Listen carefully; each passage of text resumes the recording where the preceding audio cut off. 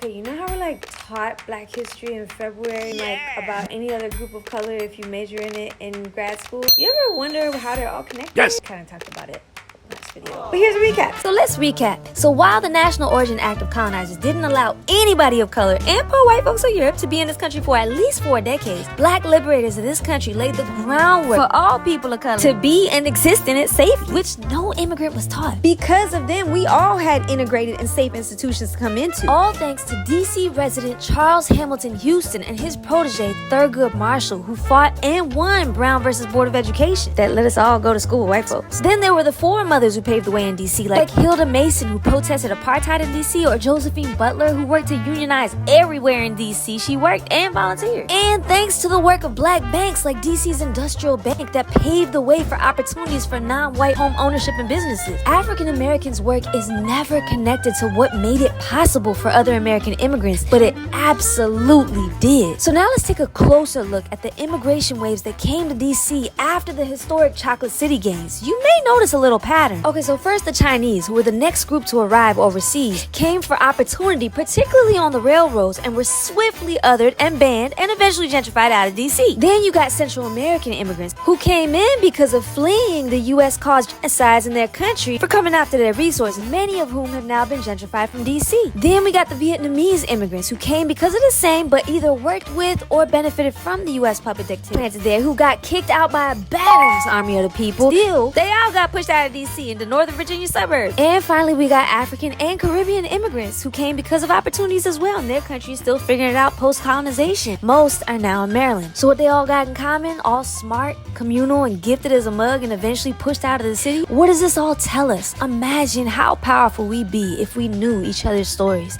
If we understood the legacy of Black people to pave the way here and even make it safe for us to come here, and the intricacies of the stories that led us all here. We could be so powerful together. And it's called One Love for a reason. See you next time. For the shady 80s.